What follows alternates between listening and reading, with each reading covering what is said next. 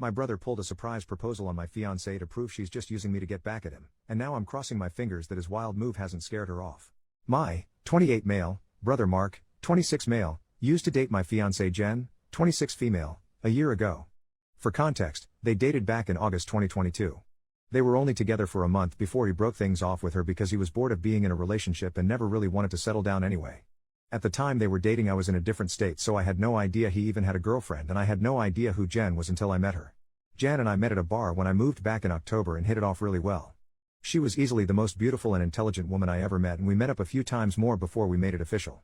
Fast forward to December and I finally bring her up to my family and propose them meeting her at Christmas. They knew I was in a relationship, but I'm not the most open about my personal life, so I kept details about her to a minimum until I knew how serious we really were. My parents asked to see pictures and they started passing my phone around the dinner table. Mark saw it and blew up, calling me a shit brother for dating his ex-girlfriend, and he demanded I break it off with her. I refused. When I asked Jen about it, she confirmed they dated and gave me the details about their breakup. It took a few weeks, but eventually Mark stopped bringing up me dating his ex and I thought he was over it. On Jen's birthday this year, I took her out to a fancy dinner with both of our families and her closest friends, and I asked her to marry me. Mark flipped once again and blew up about me proposing to her, which me and my sisters immediately shut down. The incident happened this past weekend. Mark had been pretty quiet about the whole thing for the last 2 months. I didn't see him much and figured he went low contact with me, which I had no problem with. Then he invited me and Jen for family dinner at his apartment with my parents and sisters. I thought it was weird, but my parents and sisters were also going, so we agreed to go. The dinner was nice, nothing too fancy, and we moved to the living room to talk. About 30 minutes into normal conversation, Mark stood up and told us he had an announcement. He made a long speech about being happy to have his family around for his big moment, then got on one knee and pulled out this cheap ring while asking Jen to marry him.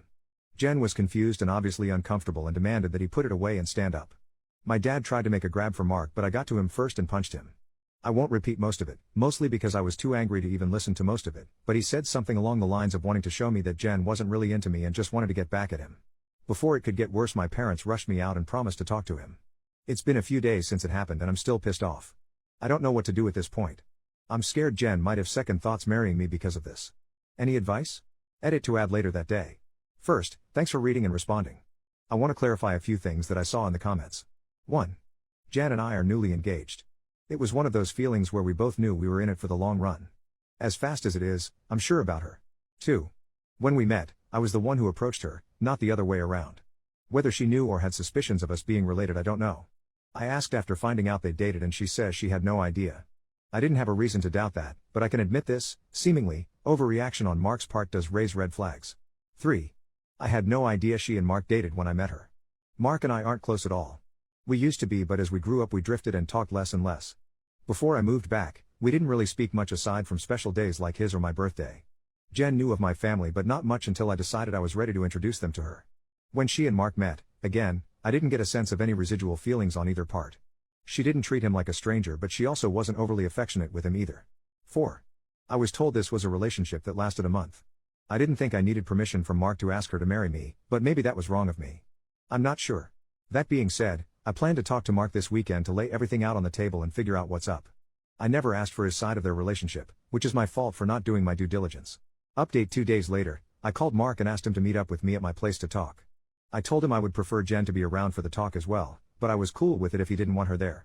He agreed to talk to both of us and showed up at my place around noon today. It was pretty quiet for a few minutes before I started the conversation. I apologized for not warning him I would be proposing to Jen, and I apologized for hitting him. He said it was whatever, but he appreciated the apology. I told him what Jen had said about the relationship and breakup when I asked her about it, and I asked him to confirm if it was true. I pretty much said that his reaction throughout this whole thing has been extreme and I wanted to make sure I wasn't misunderstanding their relationship or downplaying how serious they were. He confirmed that they only dated for a few weeks and he broke up with her because he lost interest. Jen asked if he was acting like this because he still had feelings or regrets about ending things with her. He said he could admit he thought she was more attractive than when he last saw her, but there weren't any feelings or regrets. He said he just didn't like seeing a girl he dated, even if it was short term, with his older brother, and as a man I shouldn't have violated him by pursuing things with his ex. I reminded him that I had no idea they dated, so it wasn't like I consciously did this knowing their history together. He shrugged me off and said it didn't matter, I still should have broken it off. He was adamant that if the roles were reversed he would have done the same thing, which I highly doubt. I asked him why he proposed to her if he didn't have any lingering feelings. Basically, to sum it up, he was talking about it to one of his buddies who was around when Mark and Jen dated, and the guy put the idea in his head that maybe Jen knew from the start that we were related and was doing this to get back at him, considering Jen had been hung up on him after they ended. He and his friend thought it would be a good idea to test it and see if they were right, so he came up with the idea to propose and see if she dumped me for him. Jen asked him to elaborate on why he thought she was hung up on him, and he told her that he heard she was asking about him following the breakup and still hanging out at the places they used to go to, so it was a valid assumption. Then for her to pop up randomly with his brother affirmed his suspicions. Jen told him she'd only asked about him once following the breakup and she'd been hanging out at those places with friends before they started dating and she wouldn't avoid them because of a breakup. She also told him she was offended at the idea that she would go as low as to pursue me, just to get back at him. He shrugged and gave her a half apology but said she had to see it from his point of view. He asked her if she really didn't know and she told him that she didn't see the resemblance in us until we were in the same room and we act nothing alike, so it never crossed her mind, and he said okay. That pretty much wrapped up the conversation. He did tell me before he left that I could take back his invite to the wedding because he can't bring himself to support our relationship knowing he used to date her. I told him he didn't have to worry about that as he was most likely going to be uninvited anyway. It's been a few hours since our talk and I do feel better. My parents aren't too happy about him being uninvited, but they understood that it was a mutual decision and probably for the best. My sisters told me they knew he didn't have a good reason for being a jerk and they don't blame me for not wanting him at the wedding. As of now, I'm going to limit contact with Mark and I doubt he'll reach out to me anytime soon either. Once again, I want to thank everyone for reading and commenting, and if anything significant happens, I'll update again. Second update 2 months later, so I've been low contact with Mark since our last conversation. I haven't called him and he hasn't called me, and our only interactions have been in family settings. As it stands, my mom is now upset that Mark is still uninvited for my wedding. It started with a comment made during my younger sister Sophie's birthday, 22 female. Her boyfriend of, I think, 4 years proposed to her at the end of the night and we sat around talking about what she envisioned for her dream wedding. She talked a bit about wanting a destination wedding and her ideas for the cake and dress. Then she said something along the lines of, "Teddy, I know Mark's banned from your wedding but you won't care if he comes to mine, right?" I laughed it off and told her I can't get mad about her guest list even if I wanted to. My mom gave me this weird look and asked if Mark was still not invited to my wedding. I told her yes and she got irritated. She told me she thought I was joking and said I was being unreasonable to go through with banning him from the wedding since he's family. She accused me of holding a grudge just to be petty. I reminded her that he and I agreed on him not coming. I then told her that this wasn't the time to talk about my wedding since the day was about Sophie, and if Mark or her want to talk about my wedding they can call me another time. Sophie laid into my mom a bit about trying to make her special day about Mark and my mom dropped the issue. For those of you who might be wondering, Mark wasn't at Sophie's party because he apparently had to work and couldn't make it. A few days later, my mom stopped by my house and said she wanted to discuss my wedding. She asked me why I was so adamant about Mark not coming to my wedding. She said that I shouldn't be so insecure about Mark and Jen's previous relationship and that uninviting him was a step too far. I told her that Mark and I mutually agreed on him not coming to the wedding and he can come to me about it himself if he has a problem with it. We got into an argument and she said that if I wasn't going to re-invite Mark then she would not be coming either because I'm ostracizing her son. I shrugged and told her if that's what she wants then she can toss her invite in the trash because I won't beg her to be there. She asked me if I would really be okay with her not attending and I told her it wouldn't be the first time she missed an event of mine because of Mark. She said I was being an off for throwing her past mistakes in her face and she stormed out. I then started getting messages and phone calls from her and a few family members about the whole situation saying I was in the wrong and urging me to invite Mark just to keep the peace. Jen's also been getting messages from my mom asking her to talk to me and get me to change my mind, but to my knowledge she hasn't been responding. So far, most of my mom's side of the family are standing in solidarity with her and not attending, while my dad and his side of the family, which is only my aunt and uncle and their 2 kids, agree with me and are still coming. My sisters are also still coming to the wedding and of course Jen's family too. Also, I talked to Mark about it and asked him if he had a problem with not having an invite. He said he uninvited himself in the first place and he doesn't get why they're making a big deal because he still doesn't want to go. He told me to leave him out of the fighting because he's not involved and he says he'd tell her the same. As of now, I'm back to being low contact with my mom, but my dad and I are still on decent terms. I'm still deciding on whether I'll re-invite my mom and her family, should they change their mind about the boycott, but the chances are low and I told my dad this too, which he understands. For now, Jan and I started looking into downsizing the venue since the guest list is significantly smaller. Update 3, my mom is uninvited from the wedding indefinitely. About 2 weeks after she decided to not come to the wedding, she stopped by and said she wanted to clear the air and talk about everything. We agreed and invited her in to join us for dinner. Jan made her a plate of food and I asked her if she was still planning on not coming to the wedding. She said that while she wants to, she can't get over me not inviting Mark because of a simple mistake. I reminded her that his simple mistake was proposing to my fiancée with me sitting less than 3 feet away from him, and she said it was just a joke. Jan asked her why she wanted to talk if she was maintaining the same stance on Mark coming to the wedding. She said she wanted to talk to Jen and she was hoping Jen would hear her out and talk me into inviting Mark again. She apparently assumed I was at work and she'd be able to catch her alone. Jen politely told her that she understood her thought process, but she wouldn't have had that conversation anyway without me present since this is about my brother. My mom made a comment somewhere in the lines of Jen being spineless and unable to have a conversation without me thinking for her, which started a pretty heated back and forth between the 3 of us before Jen told her to get out. She got up and started walking towards the door and my mom followed her still screaming at her. By this point she's yelling about her tearing our family apart. While Jen was unlocking the front door my mom grabbed her hair and pulled her to the ground still screaming. She hit her and tried to claw her face and I dragged her off of her and threw her outside. She banged on the door for a few minutes while I made sure Jen was okay before she left and called the both of us repeatedly. When I was sure Jen was okay I texted my mom and told her not to bother reaching out again because we'll never speak to her again. I called my dad and sisters and told them what happened too. My dad was surprised and tried to make excuses, saying she'd been stressed about this whole situation for a while. My sisters say they knew she'd snap eventually since she's always been a crazy bitch and they said they'd come make sure Jen is okay. I asked Jen if she wanted to press charges but she declined and said she only wanted to cut contact with her for good. I told that part was obvious but she should still talk to the police since she was physically assaulted but she doesn't want my mom to get arrested. My sisters and Jen's mom came by to comfort her thankfully so she's doing okay. My mom is blocked on everything until Jen says otherwise. I genuinely don't know what to do now. Jen doesn't want to go to the police because she'd feel guilty having her arrested over this, but my sisters and I want to convince her too, and I'd at least want documentation in case something happens in the future. Clarification and some background on my relationship with my parents. Some people were asking questions about my mom and my decision not to be open with Jen about my relationship with my parents. I figure I could give some background on why we're so strained. Like some of you said, Mark was the golden child. Mark was my mom's baby boy and she didn't do much to try and hide it. They didn't spend much time with my sisters and I like normal parents did with their kids unless they had to, but they'd spend time with Mark as often as possible like taking him out shopping while we stayed with a sitter, or bringing him home his favorite food and toys from the store when they'd shop alone. He usually got better things compared to the rest of us like new expensive clothes while ours were thrifted or new toys just for him compared to old toys we had to share with each other.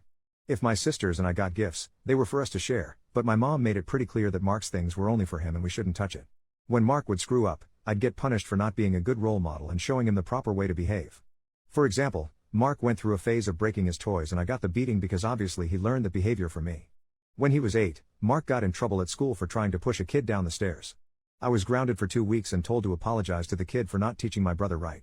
When I turned 13, I pushed for my parents to start giving me an allowance.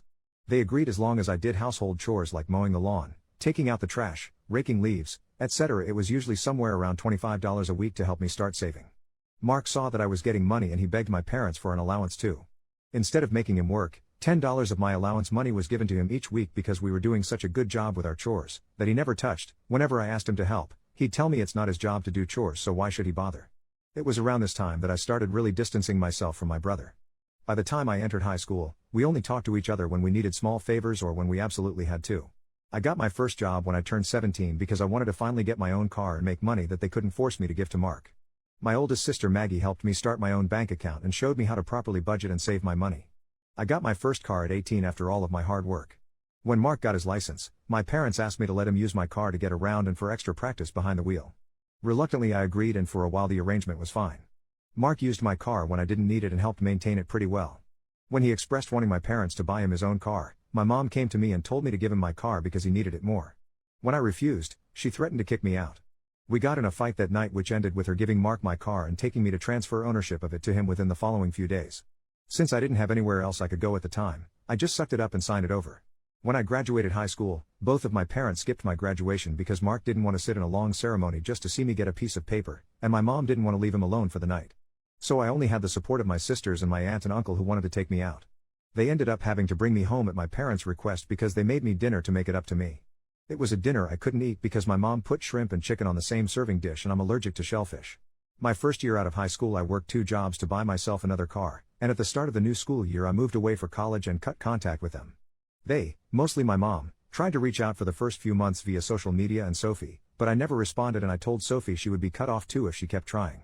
When she couldn't get to me through Sophie, she tried going through my older sister Charlotte, and a few times through Maggie and Mark until I threatened to file a restraining order for harassment.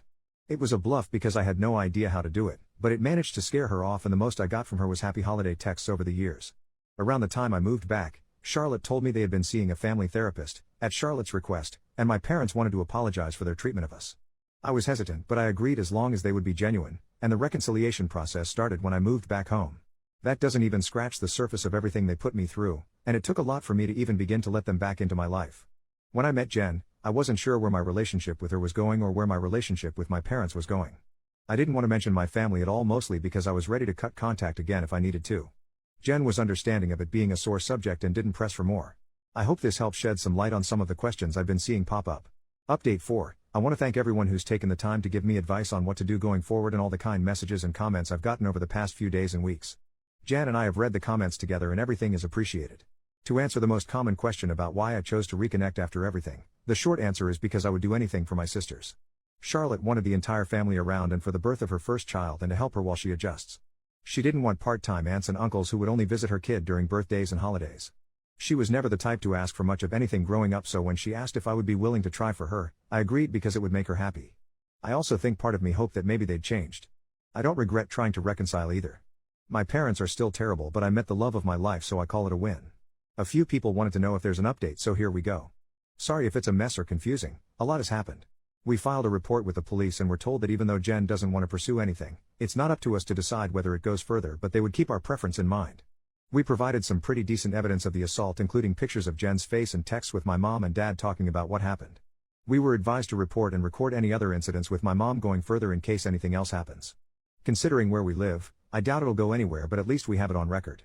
I got about 100 angry text messages that tell me they at least spoke with her regarding the incident. My mom tried to corner me leaving my job and screamed at me about trying to ruin her life. She kept screaming that I was an awful son for trying to get her arrested over a small misunderstanding and she didn't understand what she'd done to deserve being punished like this. I told her that if she didn't like being in legal trouble then she shouldn't have hit Jen. She demanded I tell the police to forget the report, which I refused. I told her exactly what the officer said about it being out of my hands. She had a tantrum in the parking lot and hit me a few times, just on the chest and arm, before security intervened and dragged her off the property. I had to talk to my boss about the incident. Luckily she was understanding of everything going on after I explained what was happening. When I got home, I told Jen what happened. She was upset and asked that we discuss the plan with my family moving forward. It was a long talk, but we took the advice of some Redditors and decided to go completely no contact with my family aside from my sisters. We agreed that having them in my life is adding unnecessary stress for the both of us and we aren't even married yet. She told me she wanted to consider moving away and putting some distance between us and my family. She said that she tried to stay out of my family issues because it's not her place, but she refuses to put up with my mom and her behavior or my dad enabling her abuse. A lot more was said, too much to put in this post, but I agreed with her that they were more trouble than they're worth and I also don't want to put up with this anymore. I also agreed to go to therapy and she's helping me find a therapist. I decided to call my dad after our talk and let him know I would be going no contact. He didn't answer the first time I called, so I left a message asking to have a long talk. When he called back, he asked if it was okay for my mom to be a part of the conversation. I told him it was okay since she needed to hear what I had to say too. The conversation went about as well as you could expect. I told them both that Jen and I are cutting them out of our lives. My dad demanded to know why I would do something like that after going through all the trouble of repairing our relationship. I told him that this entire thing with Mark has shown me that nothing is actually repaired between us and, as far as they're concerned, the world revolves only around my mom and my little brother. I told them that their continued favoritism of Mark has brought our relationship to a point of no return and that I wasn't interested in holding on to a failing relationship. I told them that I agreed to reconcile for Charlotte's sake, but I don't appreciate all of the disrespect towards me and Jen, and that I wouldn't put up with it anymore for both of our sakes. To my mom specifically, I told her that I was tired of her using me as a scapegoat for her bad parenting and Mark's attitude. I also told her that I would never forgive her for what she did to Jen and what she did to me and my sisters growing up. She started to say how I should move on like my sisters have, but I cut her off and told her that she should take their forgiveness and move on because she would never receive it from me, especially after everything she's done these last few weeks.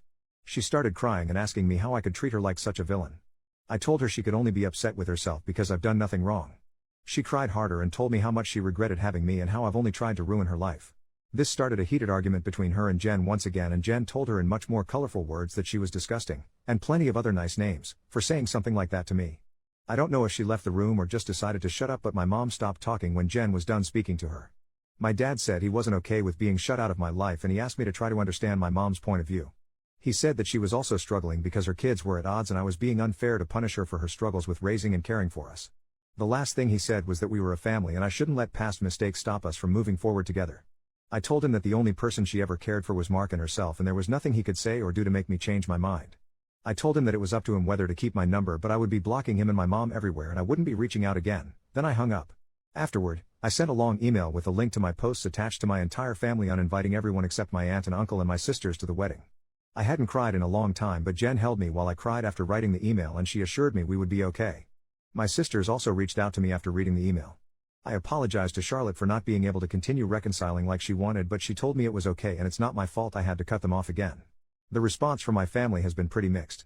Some are angry I aired out family issues on a public internet forum, while others are pissed at my parents because they never knew it was this bad. The last person I talked to about everything was Mark.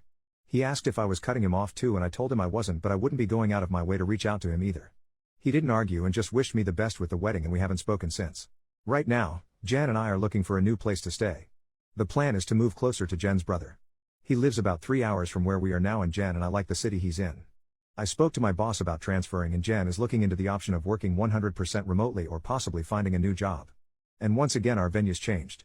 Since the guest list is significantly smaller, my future brother-in-law is considering letting us use his lake house for our wedding. I don't plan to post any more about this unless the sky falls, at least not until the wedding, because I want to move on with life, but I want to thank you all for your comments and advice. New update 10 months later. Hey everyone, it's been a while since I posted here. Things have been busy, but I saw a few requests for an update. It's small, but here it is. I have a wife and a newborn daughter now. We found out Jen was pregnant around the time of my last post, so that pretty much kicked us into overdrive as far as moving away and starting fresh in a new place. I was able to transfer to a different location, and Jen found a new job here that lets her work remotely. We got married 4 months ago at her brother's lake house. We didn't plan to have the ceremony so soon, but we both didn't want to wait for the baby to arrive to get married. Jen also found a dress that she fell in love with and didn't want to get too big to wear it. It was a small ceremony with mostly her family present, but my sisters, aunt, and uncle did attend. I know some people probably wanted to hear about a huge blowout at my wedding, but it was easily one of the best days of my life. My daughter was born early last month. She's beautiful, happy, and healthy. Jen's also doing okay. The last stretch of the pregnancy was hard for her both emotionally and physically, but since giving birth she's been doing better. She's seeing a doctor regularly during this postpartum phase due to complications she had during the pregnancy, but so far there aren't any major health concerns for her. Besides complaining about the doctor visits, I don't think I've seen a frown on her face since we've brought our daughter home. As for my parents, I haven't heard from my dad, but my mom did reach out a few days after the wedding. Apparently my uncle sent them some of the photos they took at the wedding. My mom made a fake Facebook page and started spamming Jen and I with angry messages about excluding her from both the wedding and from Jen's pregnancy. She went on a lengthy tirade about being entitled to being part of her grandchild's life and about how unfair it was that she wasn't allowed to be present in our lives. She asked to come visit us, demanded we visit her, and even asked to be in the delivery room, all of which was quickly shut down by me. I screenshot everything and emailed it to myself in case I'd need it for a protection order in the future, then I blocked her. I haven't heard from her since, but I know she's been harassing my sisters to get us to talk to her. I don't know what, if anything, they're doing about it, but I did make it clear that we have nothing to talk about with her. For everyone wondering if Mark and I have been in contact, the answer is yes. He called after we came back from our honeymoon and congratulated us on the wedding and pregnancy. We did have a long talk about everything that happened. I won't go into detail, but we both got to say a lot, and he did offer both me and Jen what feels like a sincere apology for what he did. We've been texting a bit here and there since we talked. It's mostly just small talk and life updates, but he did invite me to have a drink with him next time I'm in town. I don't know if I'll accept it, but I told him I'd think about it. Thanks everyone for the support and well wishes you've all given us. Sorry if this update was all over the place. Edit, just to clear it up before anyone asks, Mark doesn't know where I live and likely won't know in the future. If he chooses to give updates about my life to my parents, that's his choice. I won't give him any details that he can pass on that would help them pop up unannounced. Unfortunately, even if we are able to form some sort of relationship, I'll never be able to fully trust him.